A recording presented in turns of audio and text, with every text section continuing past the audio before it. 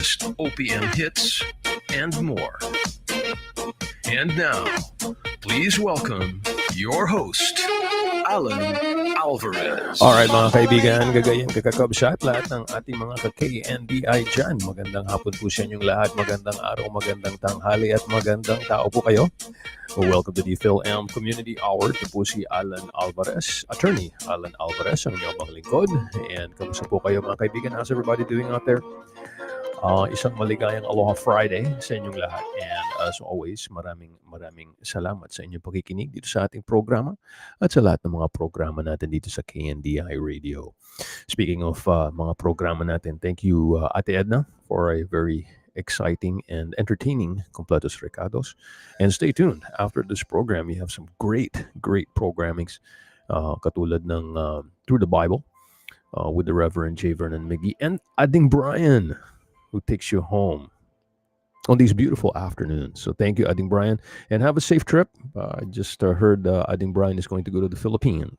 So anyway, safe travels, brother. And hope you bring one home. Bring one home for the folks. So anyway, we are in September, so I want to go ahead and wish everybody Merry Christmas. Maligayang Pasko po sa inyong lahat. Right? As soon as we enter September, alam nyo naman na nasa Christmas na tayo, right? So anyway, Merry Christmas everyone. Ako po ay medium. No. Biro lang. But anyway, maligayang Pasko po at manigong bagong taon. Let me be the first to greet everyone. Greet everyone a Merry Christmas. BER months, right? September, October, November, December. So anyway, I hope you all are having a great day today. And as always, maraming salamat sa inyong pakikinig. Okay, let's go to our Kwentuhan segment. An article came out the other day on the Inquirer.net, and the headline goes like this. Lacson bears Chinese sleeper agents operating near Palace and the Comelec. Okay, sleeper agents, Chinese sleeper agents. Chinese sleeper agents and operatives from the China's People's Liberation Army are already embedded in the Philippines, with some reportedly operating near the Commission on Elections, or COMELEC, and Malacanang Palace for alleged espionage, according to Senator Panfilo Lacson. Lacson made this remark during a Senate hearing of the panel on national defense and security, peace, unification, and reconciliation, where he urged government agencies to sustain follow-up operations against suspects arrested in earlier anti-espionage drives. Okay, the whole network of espionage operations must be dismantled, or at least decimated to a large degree, because agents come and go. If you arrest one, another takes his or her place. And I have good information that there are sleeper agents and even regular members of the PLA who are here. That's according to Lacson. And imagine it's widespread. We have some in Palawan. We have some in Makati, Dumaguete. They already reached Aguinaldo. Okay, Comelec and Malacanang. There's more than meets the eye here, so we need pursuit operations without let up. Okay, according to Lacson, there is a need for continued counter-espionage operations, but the country still relies on Commonwealth Act 616, which senators, including himself, are seeking to strengthen and amend. Okay, so why am I talking about this today? Bakit natin pinagkikwentuhan to, Attorney Allan? Okay, because it reminded me of stories that my dad used to tell. Okay, my dad kasi buhay siya nung World War II. Okay, during World War II, he was alive. He was a boy, a little boy. Pero ang sabi niya sa akin noon, before the Japanese took over, okay, he was saying that in Manila, okay, at least in Manila, ang dami raw mga Hapon. There were so many Japanese in Manila at that time, and they were doing all sorts of things like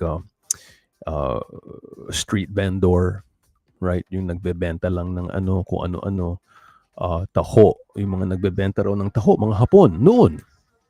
Okay, noon they were trying to make a living in the Philippines. Yun ang mga ginagawa nila. Pero ang sabi sa akin ng father ko, sabi niya, it turns out that those Japanese na nagtatrabaho dito or who were here, who were in the Philippines at that time, okay, during nung panahon ng gera, ng World War II, it turned out that they were sleeper agents. Yung mga Hapon na nandito noon, which led to the invasion of Japan, right, at that time. So, ang sabi niya, they pretended to be working, right? Parang regular people lang sila, but it turns out that they were working for the Japanese army, okay? And they were able to infiltrate the Philippines that way. So, now this article is coming up, okay? This just came out a week ago. And Lacson is now saying they're sleeper agents, but now these are Chinese.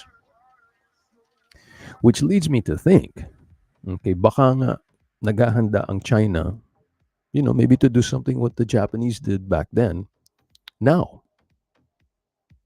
So as kwentuhan goes, sana at least imbestigahan nila kung ano tong mga sleeper agents, the mga Chinese. Ang dami na ngayong nakikita nyong nahuhuli, right? At least, lalo na itong mga Pogo, right? Do you remember the Pogo? Nung pinapasok sila dito I think it was the Duterte administration that really opened up the gaming, online gaming. And with that, pumasok yung mga Chinese. Okay, now I'm not saying, hindi ko naman sinasabi na, well, we're gonna have a war or anything like that. Okay, hindi ko naman sinasabi yun. But what I am saying is, history, they say, repeats itself. Okay, so maybe we can take a lesson in the past. Sana, I don't know, may nahihirapan ang gobyerno natin, so many issues coming up, like this flood control thing, or I don't even know if that's even an issue, or they're just making a deflection. So many things going on sa Pilipinas na they could easily infiltrate, di ba? Lalo na sa dami ng mga Chinese families in the Philippines, right? There's so many Chinese. I mean, you go to any major province or any major city in the province. Okay, go to a lumber store. Okay, punta kayo sa lumber store. Guess who's sitting there behind the desk, looking at everybody when they come in and working? It's the Chinese. I mean, nakikita ko to sa San Fernando City, La Union. Right? You just walk around. Tingnan nyo yung anong hardware, kung ano man. It's Chinese. They're mostly Chinese who control the lumber, right? That's so they'll could easily be a sleeper. Di ba? Hindi natin malalaman yun. Lalo na, nagtatrabaho sa kanila. Right? They just work there. So I don't know. Pero marami na rin eh. There was, I remember nung last time we were in San Fernando, nung umuwi kami sa San Fernando, we went to an appliance store. Okay, it wasn't a major appliance store. Para siyang factory warehouse. Tapos pagpasok namin doon, it turns out it was a Chinese who owns it. But it was a very nice Chinese guy. Nakikita mo na sinusubukan niya mag-Tagalog. So, ang usap nila sa amin, Tagalog. Pero lang, nagbibiro at mabait, and, maybe he's not a sleeper. Okay, what I'm trying to say is siguro yung siya hindi. Pero, sino ba naman yung mga talagang sleepers? Right? So, I think it may be something we need to look at. Maybe. Tingnan natin. At least investigahan para makita natin na, and I agree. I agree with Senator Panfilo Lacson na dapat tingnan natin yan at wag natin payagan na lumaki kung meron man mga sleeper agents na makaka-influence sa ating mga eleksyon, makaka-influence sa Malacanang, right? Camp Aguinaldo. These are institutions that are, very vital to the governing and government of the Philippines. And if the Chinese can get in there, it would probably be similar to the Japanese getting into the country back then in World War II. Okay, so ingat tayo guys. Yan ang ating kwentuhan. I'm not scaring anyone. I'm just pointing it out. Okay, para lang malaman nyo Now, there are issues like this in the Philippines today. Okay, and that is the topic of our kwentuhan. Maraming salamat po sa inyong pakikinig, and thank you for tuning in to the Filam Community Hour with attorney Allan Alvarez. All right, so for today, we have a regular show format. So hatid po natin sa inyo ang ating top 10 Pinoy trending, and then we'll do the featured real estates, and then we'll do the Ilocano hit of the day. And then we'll go into our punto contra punto segment, headline news from the Philippines, and then we'll give you the thought for the rest of the day. And throughout all that, isisingit po natin ang ating mga OPMs, original Philippine music. So kung yan po ang hinahanap nyo, kayo po ay nakatune in at the right place, at the right time, at the right station, the right show. Dito po sa ating Filam Community Hour with attorney Allan Alvarez, heard every Mondays, Wednesdays, and Fridays 2 to 3 p.m. here on 1270 a.m. KNDI Radio. All right, umpisa na po natin ang ating programa with some classic rock OPMs.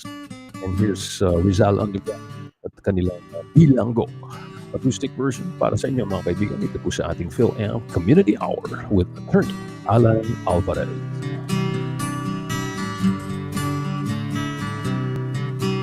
Bilanggo sa rehas na gawa ng puso mo. Bilanggo sa kapos na dulot ng pag-isip sa'yo. Hanggang kailan pa ba magdaramdam? Hanggang kailan pa ba masasaktan pag-isip sa'yo? Maging sa ganito at ganyan. Hanggang kailan ka bang maghihintay? Hindi ka ba nagsasawa? Hinday ang damdamin ko kahit na ganito katamlay. Tunay ka ba'y bilanggo sa rehas na gawa ng puso mo? Bilanggo sa kapos na dulot ng pag-isip sa'yo. Bilanggo sa rehas na gawa ng puso mo. Bilanggo sa kapos na dulot ng pag-isip sa'yo. Patay sindi sa init at lamig, maging ang patalim madadaig. Kalo sa dibdib, tatunong yung mukha sa balat. Nakailang ulit na hiwalay, hindi pa rin matutong sumabay ang damdamin ko kahit na ganito katamlay. Sa kanang babay, bilanggo sa rehas na gawa ng puso mo. Bilanggo sa gapos na dulot ng pag-isip sa'yo. Bilanggo sa rehas na gawa ng puso mo. Bilanggo sa gapos na dulot ng pag-isip sa'yo.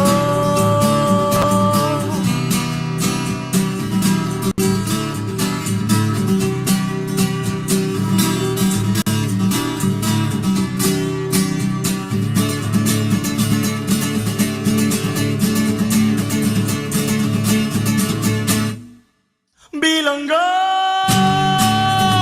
sa rehas na gawa ng puso mo. Bilanggo sa gapos na dulot ng pag-isip sa'yo.